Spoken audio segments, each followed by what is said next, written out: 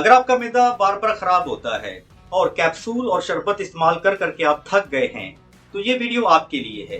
Video के and पर मैं बताऊंगा कि आपने इसको इस्तेमाल कैसे करना है। सिर्फ 2 कतरों के इस्तेमाल से आपका मैदा पहले जैसा हो जाएगा, बिल्कुल नया हो जाएगा। और जादुई असर इसका इस तरह से है कि जैसे इस्तेमाल करते जाएंगे फौरी आपके मैदे की जलन और गैस उसी टाइम खत्म हो जाएगी। इतनी तेजी से खत्म होगी, कोई भी मेडिसिन इसका मुकाबला नहीं कर सकती।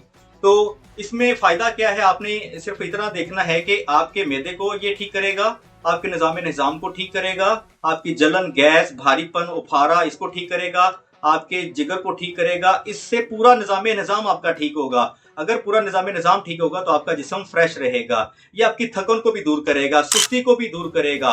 और कफूर में ऐसे अज्जा होते हैं, कफूर क्या करता है, आपके मैदे की दर्द को ठीक करता है और जिस्म की दर्द को भी ठीक करता है। और सत अजवाइन इसमें एक ऐसा डाला है कि क्योंकि वो क्या करता है, जिस्म की थकन को भी दूर करता है, ताकत भी बख्शता है मैदे को और मैदे के निजाम को ठीक करता है। और इसमें सत पुदीना है जो कि मतली को रोकता है और मैदे में जलन जो पैदा होती है उसको ठीक करता है। करना क्या आपने जिस तरह से मैंने अभी जिक्र किया, आपने सत अजवाइन लेनी है, सत पुदीना लेना है और आपने कफूर लेना है। तीनों को आपने एक शीशी में बंद कर लेना है, यानी कि शीशे की आपने शीशी लेनी है, उसमें आपने इन तीनों को हम वजन डालकर आपने 1 घंटे के लिए धूप में रखना है। इससे रखने से क्या होगा कि ये तीनों चीजें मिक्स हो जाएंगी।